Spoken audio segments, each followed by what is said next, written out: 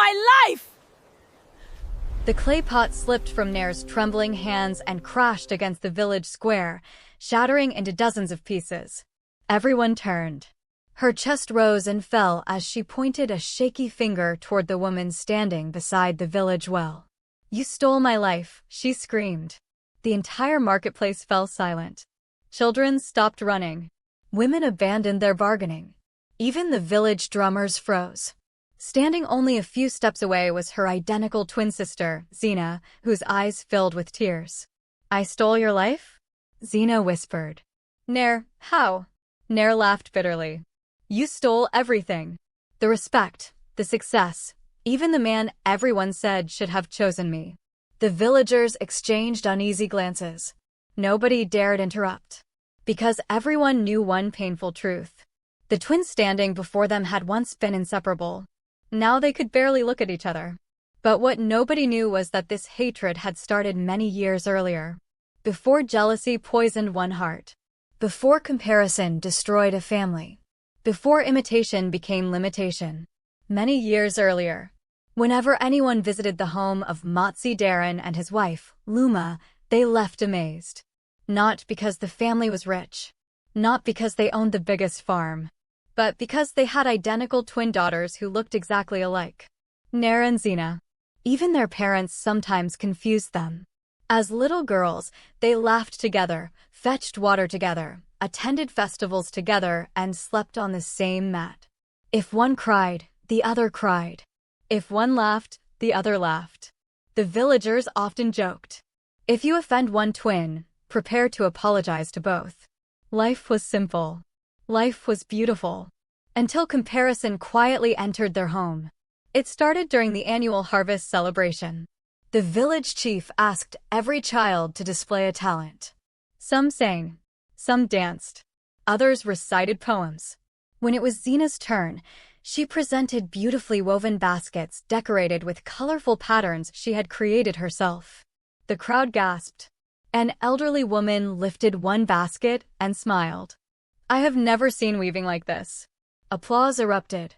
The chief nodded proudly. "This child has gifted hands." Everyone clapped. Everyone. Except Nare. She forced a smile. But inside, something painful settled in her heart. That evening she sat outside alone. Her mother walked over. "What troubles you?" Nare shrugged. "Nothing." Luma sat beside her. A mother's eyes see what lips try to hide. After a long silence, Nare finally spoke. "Why does everyone always praise Zina?" Luma smiled gently. "They praised her work today because she worked hard. They never praise me. They will, when your own gift shines." Nare looked away. "What if I don't have one?" Her mother held both her hands. "Listen carefully." She spoke slowly. "The moon never competes with the sun." Nare frowned. "They shine differently." She kissed her daughter's forehead. "And so will you." Nare nodded. But she did not believe her. Months passed. Zina continued weaving after helping on the family farm. She never forced herself. She simply loved creating beautiful things. Meanwhile, Nare spent most of her time watching her sister. One afternoon she entered Zina's room. "What are you doing?" "Trying a new basket pattern." "Teach me." Zina smiled warmly. "Of course." For several days they worked together. But something was different. Instead of learning the skill, Nare secretly copied every single design, every pattern, every color, every knot. A week later she took several baskets to the market before sunrise. By the time Zina arrived, customers had already bought similar baskets. One woman frowned. "Didn't you make these yesterday?" Zina looked confused. "I've never sold these before." The woman pointed. "The other twins sold them this morning." Zina froze. She turned toward Nare. "Nare." Her sister smiled nervously. "I only thought, if people love yours, maybe they'll love mine too." Zina's smile faded. "You could have told me. I didn't think it mattered." "It matters because you copied everything." Nare crossed her arms. "So now you own basket weaving?" "I never said that." "You don't have to." She stormed away. For the first time in their lives, the sisters ate dinner without speaking. Weeks later, something unexpected happened. The traders who had bought Nare's baskets returned. One placed them on the table. "We came to return these." Nare blinked. "Why?" "The handles broke." Another trader added. "The colors faded after 2 days." Nare became defensive. "They're the same baskets my sister makes." The trader shook his head. "They only look the same." He lifted one carefully. "Hers are stronger." Another man nodded. "You copied the appearance, but not the skill." Those words pierced deeper than any spear. From that day, Nare became determined. If copying baskets failed, she would copy something bigger. She noticed people admired the clothes Zina wore. Soon she ordered identical fabrics. If Zina braided her hair differently, Nare did the same the next morning. If Zina greeted elders politely, Nare repeated the exact words. If Zina laughed, Nare laughed. If Zina attended a gathering, Nare appeared moments later. At first villagers laughed. Then they became uncomfortable. One old man whispered, "I no longer know who is who." Another replied, "The face may be the same. The spirit isn't." One afternoon the village hosted visitors from another community. Among them was a young livestock merchant named Kevin. He was calm, respectful, soft-spoken. Unlike the other young men, he never tried to impress anyone. Instead, he quietly helped an elderly man whose sack had fallen into the mud. Zina noticed. So did Nare. Later that evening, Kevin visited Motsi Darren's compound to thank the family for their hospitality.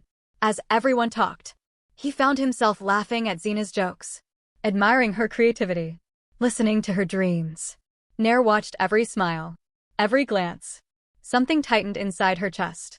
After Kevin left, she asked casually, "What do you think of him?" Zina smiled. "He seems kind." "Do you like him?" "I barely know him. But..." Zina laughed softly. "I wouldn't mind knowing him better." Nare forced a smile. "So would I." Days turned into weeks. Kevin returned often. Sometimes he brought fresh milk. Sometimes he brought leather for Zina's weaving. Sometimes he simply came to talk. The entire village began whispering. They looked good together. Nare heard every whisper. Each one felt like another stone placed upon her heart. One afternoon she stood before her mirror. She adjusted her wrapper until it looked exactly like Zina's. She copied the hairstyle, the beads, even the way her sister smiled. She stared at her reflection. "If everyone already mistakes us," she whispered to herself, "then maybe destiny can be mistaken too." That single thought would become the biggest mistake of her life. If you're enjoying this story so far and you want more emotional African stories with powerful life lessons, don't forget to like this video and subscribe to the channel. You don't want to miss what happens next, because the biggest betrayal is still to come. The following morning, before sunrise, Nare made a decision that would change the lives of both sisters forever. She wrapped herself in clothes identical to Zina's and secretly walked toward the old mango tree where Kevin had asked Zina to meet him. She arrived first. She heard footsteps approaching. Kevin smiled warmly as he came into view. "My heart has been waiting for this moment," he said. Nare's heart pounded. She knew that if she answered, there would be no turning back. Kevin stopped a few steps away and smiled warmly. "I've been thinking about you all night," he said. Nare forced a smile, hoping he would not notice the fear in her eyes. "So, what did you want to tell me?" she asked. Kevin frowned. "Your voice sounds different." I have a slight cold." He nodded slowly. "I understand." For a few moments, neither of them spoke. Finally, Kevin reached into the small leather pouch hanging from his shoulder and brought out a beautifully carved wooden bracelet. "I made this for you," he said. "I know it isn't expensive, but every pattern on it reminds me of your kindness. Whenever I look at you, I don't see someone who wants to be admired. I see someone who makes everyone around her better." Nare's heart pounded. Those words were never meant for her. She stretched out her hand to receive the bracelet. Just as Kevin was about to place it on her wrist, another voice interrupted. "Kevin." Both of them turned. Standing a few meters away was Zina. She looked from Kevin to Nare, then to the bracelet. Confusion filled her face. "I thought you asked me to meet you here." Silence. Kevin slowly looked at Nare, then back at Zina. His eyes narrowed. "What is going on?" Nare opened her mouth, but no words came out. Zina finally understood. "Nare." Her voice trembled. "You knew this meeting was for me?" Nare lowered her eyes. You came here pretending to be me?" The disappointment in Zina's voice hurt far more than anger ever could. Kevin stepped back. So this wasn't a misunderstanding. It was a choice. Without another word, he placed the bracelet back into his pouch. I have never judged people by their faces, he said quietly. I judge them by their character. He turned to Zina. I'll speak with you another day. Then he walked away. Nare reached out. Kevin, wait.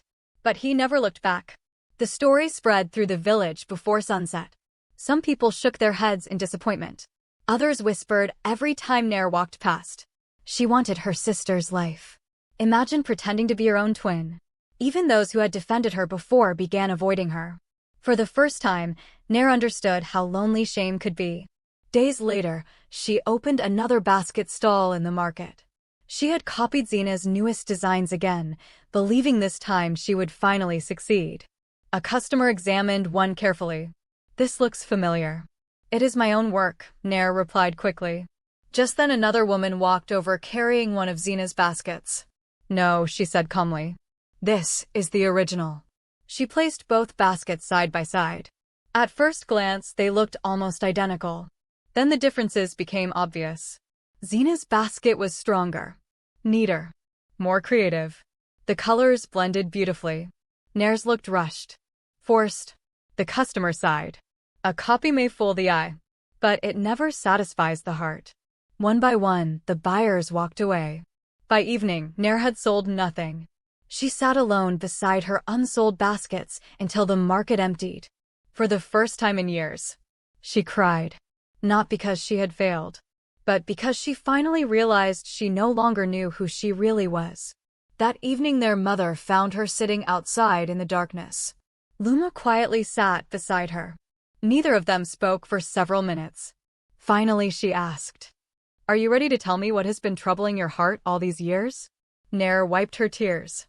I don't know when it started. I only know that every time people praised Zina, I felt invisible. Luma nodded. I knew. You knew. A mother always knows. Then why didn't you stop me? Because jealousy cannot be beaten by another person's advice. It must be defeated by your own decision. Nare covered her face. I've ruined everything. My sister no longer trusts me. The villagers laugh at me. Kevin despises me. I don't even recognize myself anymore. Luma gently held her daughter's hand. When you spend your life chasing another person's footsteps, you eventually forget the sound of your own. Those words settled deep inside Nare's heart.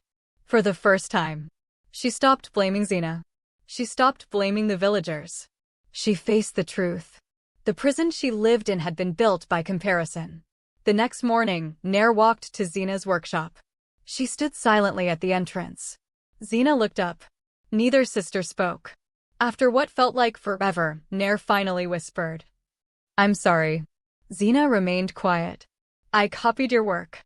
I copied your clothes. I copied your dreams. I even tried to steal someone who cared about you. Tears rolled down her cheeks. I kept believing your success was the reason for my failures. I was wrong. My greatest enemy was the mirror. For several moments, Zina simply looked at her. Then she stood. I've been waiting to hear those words. Nare looked surprised. You forgive me? I forgave you long before today. But forgiveness doesn't erase lessons. It helps us grow from them. The twins embraced. Both of them cried. Not because life had been unfair, but because love had finally become stronger than jealousy. Over the following months, Nare stopped visiting the market. Instead, she spent long hours with an elderly craftsman who repaired broken clay pots. As a little girl, she had loved molding clay into beautiful shapes. She had abandoned that gift years earlier because everyone admired Zina's baskets. Now she started again. Day after day, week after week. She failed, started over, learned, improved. Slowly her hands remembered what her heart had forgotten. Instead of copying anyone's work, she began creating unique clay lamps decorated with symbols that told stories of courage, hope, and family. People traveling through the village stopped to admire them. Soon merchants from neighboring communities began placing orders. This time no one compared her to Zina. They admired her for being Nare. Months later, the village held another harvest celebration. Just like years before, People gathered in the square to display their talents. Zina exhibited her beautiful woven baskets. Nare displayed her handcrafted clay lamps. The chief walked from one table to the other before smiling. Today our village celebrates something greater than talent. He lifted one basket, then one clay lamp. These two women look alike, but neither tried to replace the other. Each has discovered her own purpose. The crowd burst into applause. Kivin stepped forward with a smile. He looked at both sisters. I once admired one sister. Today, I admire both. Nare smiled genuinely. For the first time, she did not need his approval to feel complete. She had finally found herself. As the celebration ended, children surrounded the twins. One little girl asked, "If my friend is better than me, should I copy her?" Nare knelt beside her and smiled. No, you can learn from her. You can be inspired by her, but never become her. Because the world already has one of her. It has never had another you. The little girl smiled and hugged her. The village drummer struck his drum. Music filled the air. The sisters danced together, laughing as they had done as children. Their faces were identical. But now, for the first time, each walked confidently in her own destiny. Narrator. Flowers in the same garden do not compete over who blooms first. Each blossoms in its own season. Comparison steals joy, imitation steals identity, but purpose restores both. Learn from those ahead of you, celebrate their victories, yet never abandon the gift placed within you. Remember, imitation is limitation. If this story touched your heart, don't forget to like this video, subscribe to the channel, and share it with someone who needs the reminder that their uniqueness is their greatest strength. Until our next African story, stay inspired and never stop believing in the purpose that is uniquely yours.